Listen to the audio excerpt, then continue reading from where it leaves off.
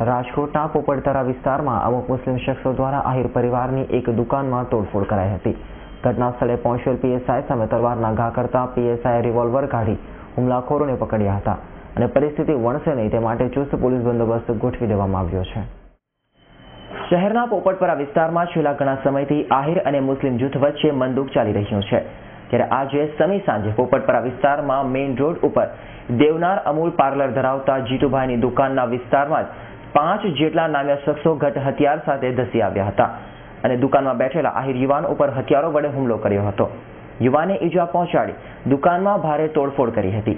આ ઘટના અંગે જાણ થતાં જ પ્રદ્યુમનનગર પોલીસ સ્ટેશનનો કાફલો ઘટના સ્થળે દોડી ગયો હતો, ત્યારે હુમલાખોરોને પકડવા માટે ગેરફરજ પરના પીએસઆઈ રાવલ સામે પણ હુમલાખોરો તલવાર લઈને દોડતા જ પીએસઆઈ રાવલે હુમલાખોરો સામે રિવોલ્વર તાકીને તેમને પડકાર્યા હતા।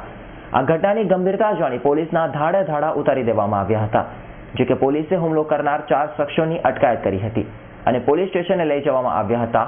તેમજ હુમલાખોરોએ એક પાર્ક કરેલી કારમાં પણ તોડફોડ કરી હતી અને રીતસરનો આતંક મચાવ્યો હતો। હુમલાખોરોમાં સ્થાનિક નામચીન મુસ્લિમ શખ્સો ઇમરાન દલ, મોહમ્મદ ગલિયાનો ભાણેજ કકુડો સહિત 5 જેટલા શખ્સો હોવાનું પોલીસે જણાવ્યું હતું।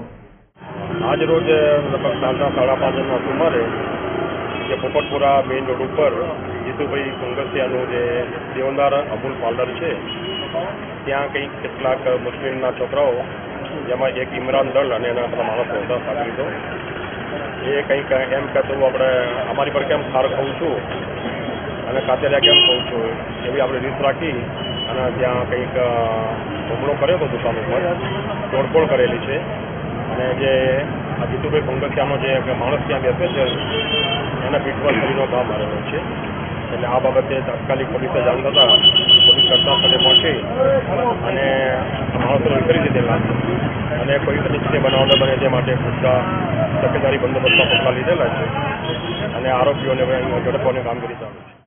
આ ઘટનાને પગલે લોકોના ટોળે એકઠા થઈ ગયા હતા, જોકે આ હુમલો પ્રથમ વખત નથી થયો। સતત 2 મહિનામાં મુસ્લિમ શખ્સો દ્વારા આ ત્રીજી વખત હુમલો કરવામાં આવ્યો છે।